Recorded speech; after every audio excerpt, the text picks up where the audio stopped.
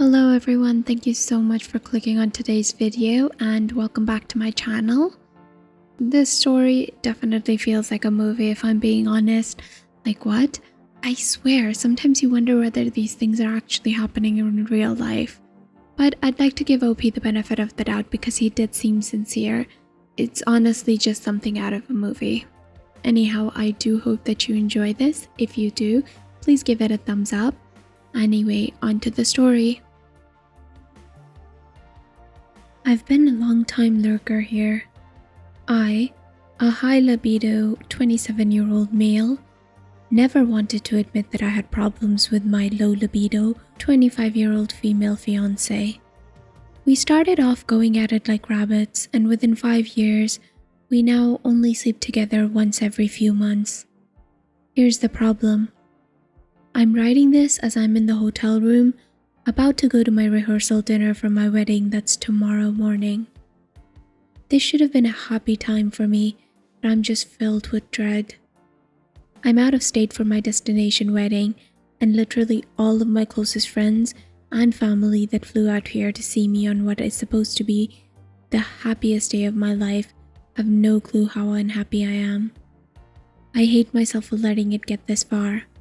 I hate myself for thinking she was the victim. This started last year, a couple of months after we got engaged. Our bedroom life completely dropped off. We talked. She told me that I shouldn't pressure her into sleeping together if I really loved her and if I wanted to marry her. I tried talking nicely to her, asking if I can change anything to make it more fun for her. She would just use excuses first, like her stomach was hurting or that she was tired. I told her that if her stomach was bothering her so frequently, weeks at a time, that maybe we should visit a doctor. Then she would come at me screaming, saying that I don't believe her, which I honestly didn't. Every time that I wanted to go out with friends, she was like, "Aw, I wanted to sleep together tonight." And if I came back early, she said, "Too late, I'm sleepy." I spoke about this with her again this Monday. I told her that we're getting married and that we should start off our new life right. She basically told me that she ideally would love to sleep together once every 3 to 4 months, and that if I loved her, I would respect her and not make her feel pressured. I honestly should have cancelled everything right there and then, a week before our wedding. But I couldn't even think about where to start. We would lose all our deposits. What about the flights that people had booked and all the time that they requested off? This morning, when we woke up, she told me how we were going to be sleeping in different rooms tonight because of tradition. Fine. And then she told me that she's been super stressed from the wedding and how she's looking forward to the honeymoon. And then she basically told me not to ruin it for her by always bugging her and trying to initiate sex. Now I feel like I'm a victim myself and that I made myself a victim for not getting out earlier. And honestly, I want to scream my head off and wake up from this nightmare. When I saw that 99% of the replies said the same thing, I panicked. I wanted someone to tell me that I was being irrational, that it will all get better after the wedding, that I just had cold feet. I told my fiancé that we had to talk and told her that it couldn't wait until after the rehearsal dinner. She told me that we can't be late, and I begged her to talk to me. I told her how I was feeling, and I was begging her to reassure me that she would help me and that she'd help us get back to where we were when we first met. I desperately told her that I wanted to save our future marriage. She told me that I'm being ridiculous and that I was quote-unquote banned, these were her exact words, from going to the rehearsal dinner with my silly emotional state. I stayed in my room and cried. There were a lot of backstories that I didn't share on my first post. For example, my parents are friends with her parents, and our fathers belong to the same invitation-only club, golfing. I knew my dad wouldn't have my back, and I know so many of you said to confront him and tell him. So I did. After the rehearsal was over and everyone went to bed, I spoke to him and my mom, and they pretty much dismissed me. Told me that we could benefit from marriage counseling but that isn't a reason to cancel a wedding the night before. They promised me help after we get back from the honeymoon. So morning rolls around and I wake up at 6:45. The wedding ceremony starts at 10. I tell my best man that I'm not doing it. I tell him what's going on. He's known about our bedroom life for a while, but not to this extent. I told him to tell my groomsmen and everyone else. I honestly did not want to deal with that, especially since one of the groomsmen is her brother and would cause issues. He's not a close friend, but she wanted him in the party. I wanted to tell the pastor, but I honestly didn't even know where to find the guy or how to reach him. I haven't really been allowed to do much in the planning of this wedding. I just know what to say and where to show up. So I wrote a note on those hotel notepads they have on the nightstand. I just wrote that since I'm in a silly emotional state, I'm quote-unquote banning myself from the wedding, and that I'm going to go back to the apartment to collect my things. I told her to enjoy her wedding, and that she should definitely go and enjoy the honeymoon since all expenses were covered by me. So now I'm just on my layover. A couple more hours until I'm back to where I used to call home. I paid the rent, but I called my landlord and paid an additional 2 months so that she had time to figure things out. I'll be taking my most essential stuff as quickly as I can, and then I'll be crashing at my best friend's, who's also the best man's, apartment. I'm then booking myself a 2 weeks vacation to Hawaii. I don't even want to be in the state when everyone gets back, nor do I have the power to deal with it right now if I'm being honest. Thank you everyone. Seriously, thank you for helping me make such a hard decision. I know how I left seems cowardly, but knowing my family and hers, it was the easiest for me at the moment. I know I have to face them at some point, but for now, I need to get my peace back. Also, side note, the amount of missed calls that I've gotten from her and a bunch of other people is scary. And then Opie went on to add some edits. I wanted to take a minute and talk a little bit about my parents, since I've gotten a lot of DMs asking about the situation. I didn't include this in the original post because I didn't think it was important to mention, and that I didn't want to seem like I was bragging about money. My parents are wealthy and have a very high social standing. I grew up in this lifestyle and have always done my best to make them proud. I was in a relationship before my ex-fiancé that my parents didn't approve of at all. She wasn't from a rich family and was too rough around the edges for them, and she had a tattoo. Anyway, they always did everything in their power to have me end it. They made her feel terrible. They made me feel terrible. I'm ashamed to admit it, that I left that girl eventually after my parents introduced me to my ex-fiancé. Her family is friends with mine and belongs to the same country club. It's a mistake that my young, dumb mind back then couldn't comprehend. They convinced me that I didn't love her. I guess I saw the shiny new toy in front of me and caved. I wanted to make them happy so bad. And that's why, when everyone was telling me to go to my parents about this, I knew that I wouldn't get support. And I know that I'm going to be blamed for this. There's no reasoning or explaining it away. My parents are rational people, or kind for that matter.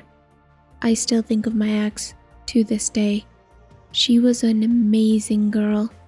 I wonder what would have happened if I was strong enough back then to have said no. First off, I didn't end up going to Hawaii, and I don't see it in the near future either. The shitstorm caught up to me about 24 hours after I landed my feet back in my city to clean up my apartment. I did my best to ignore all the calls and texts and only answer to inform people that I was okay and that I needed some time.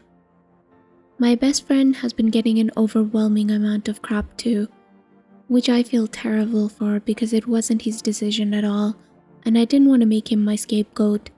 So I decided to stay in the town for the next few weeks, at least so that I can help him deal with all of this. He had my back, I'll definitely have his. It wouldn't be fair to leave him when seriously everyone that can't get a hold of me is going to him.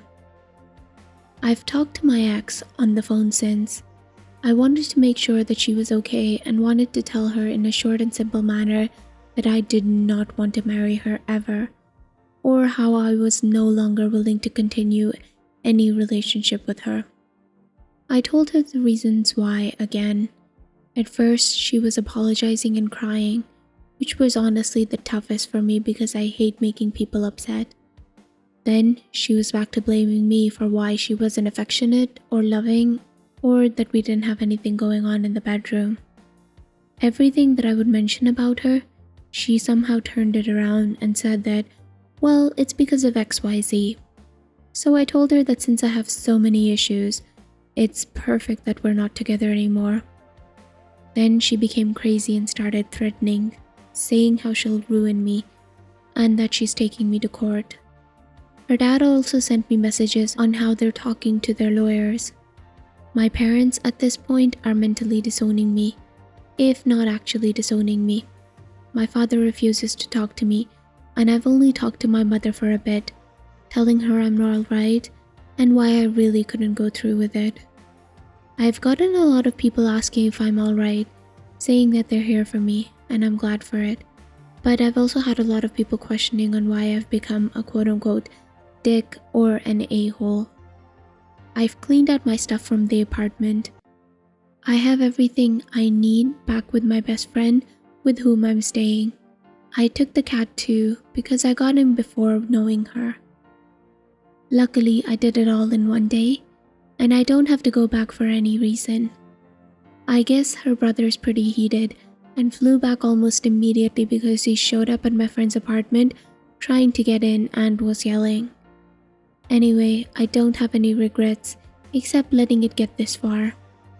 I apologize to everyone for that, and I am sorry for it, but I am not sorry for ending this toxic relationship. So, some of the questions that I've received are about my parents' status. Yes, I come from a rich family, and so does my ex-fiancé. Our parents paired us up based on our social status and because they were all very close in the community. Yes, I did get a trust from my dad that I was able to claim when I was 25, so we were/are financially involved.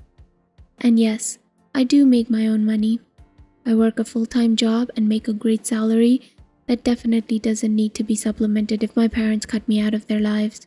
And I've gotten a lot of questions about my ex-girlfriend, before my ex-fiancé, that I briefly mentioned in my last post.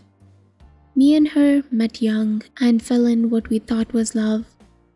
She was amazing in every sense of the word, just by her love of life and pretty much everything else. She was always so positive and kind.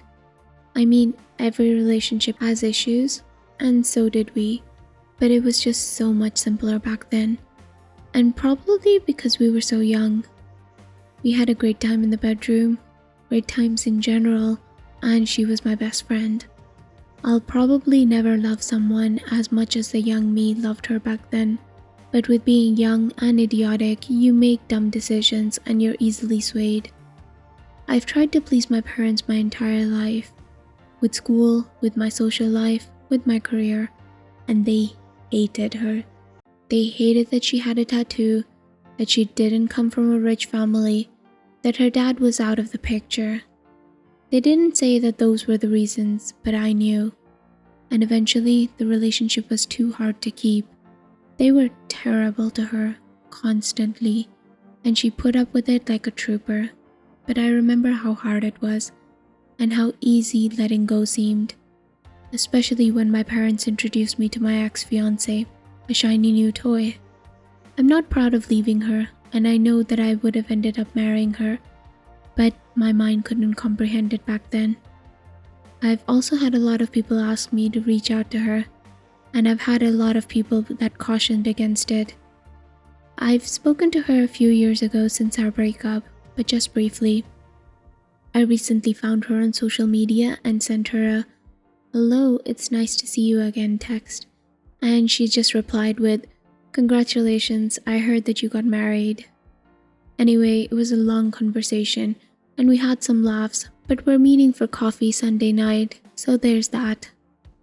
Now, I'm not expecting a single thing, and I'm not trying to get her in bed either. I'll be having enough to deal with for the next few weeks or so, but it would be nice seeing an old dear friend. And I'll leave it at that. Thanks again for everyone here. This little community is helping me get through this, and I'm so thankful for that. If anyone is in a bad situation, and you know so in your heart, get out. Everyone deserves to be happy, and only you can get you there. Lots of love. Hello everyone. It's been almost 2 months since I cancelled. I'm back at work, still living with my best friend. My parents still aren't talking to me, and my dad told my mom to tell me that I'm dead to him and that he regrets ever giving me a dime of his money.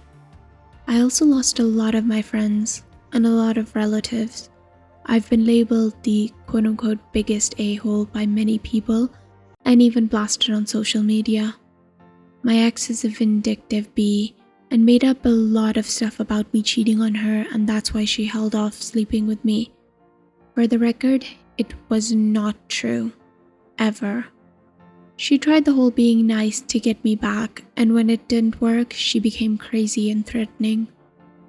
Her family has threatened me and my friend, especially her brother. We actually had to call the cops on him once after warning him not to come back. My ex-fiancé has threatened a lawsuit. I briefly discussed this in my last post, and her family lawyer actually got in contact with me.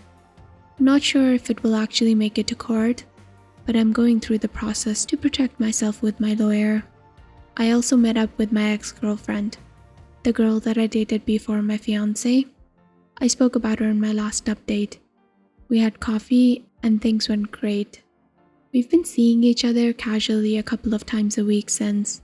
We're taking it super slow, but I'm very happy to have contact with her again. She's been super great at just being a happy person to have through this time. It's just kind of non-stop drama though, so I've closed myself off of any social media and even some family. OP then posted a final update about a year later. Over a year later, and I'm back to say hi to the group that helped me out when no one would. My life has taken a 360 turn, but I wouldn't go back and change it. If you read my original post, you'll know that I was in a dead bedroom relationship and about to get married at a destination wedding. I cancelled the morning of after talking to some amazing people on here.